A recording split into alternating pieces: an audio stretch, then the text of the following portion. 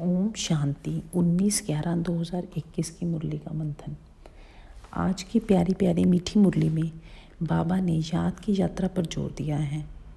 कल की मुरली में बाबा ने सर्विस की युक्तियाँ बताई थी, पर आज बाबा कहते सर्विस के साथ साथ याद की यात्रा को भी कायम रखना है। बुद्धि में हमेशा याद रखो कि तुम रूहानी यात्रा पर हो और जो हर यात्रा से न्यारी यात्रा है, क्योंकि यह तुम निर्विकारियों की यात्रा है। निर्विकारी बाप जो एवर प्योर है उसकी याद की यात्रा है ये।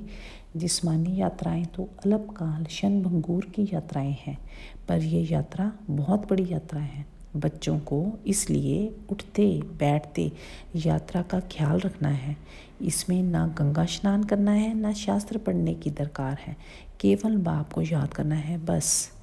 फिर बाबा कहते मैं परमात्मा सर्व आत्माओं का बाप बीज रूप हूँ और यह प्रजापिता ब्रह्मा है, मनुष्य सृष्टि का बीज रूप, और मैं इसमें प्रवेश कर मनुष्यों द्वारा मनुष्यों को समझाता हूँ, राजयोग सिखलाता हूँ।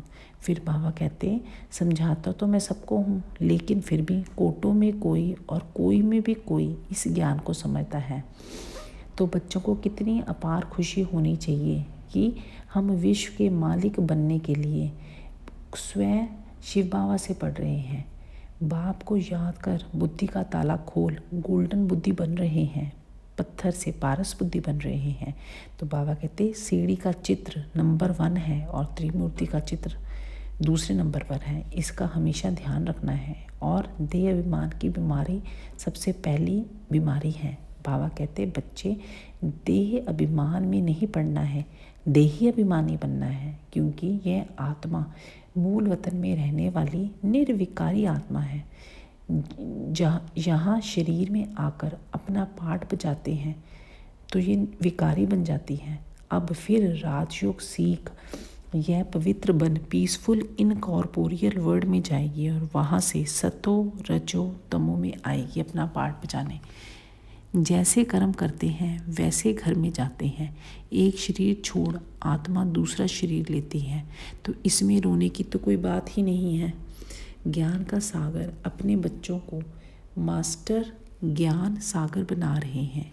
बाबा कहते श्रीमत पर चलना है, सर्विस में मददगार बनना है, योग की यात्रा करनी है, चित्रों पर समझना है और समझाना है। ये प्रैक्टिस जरूर करनी है, इसकी आदत डालनी है।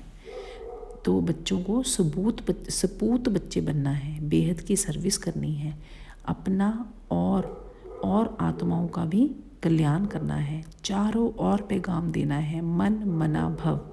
इस विशेष वर्ड में पाठ बजा अपना राजभाग सतयुग में लेने की तैयारी करनी है।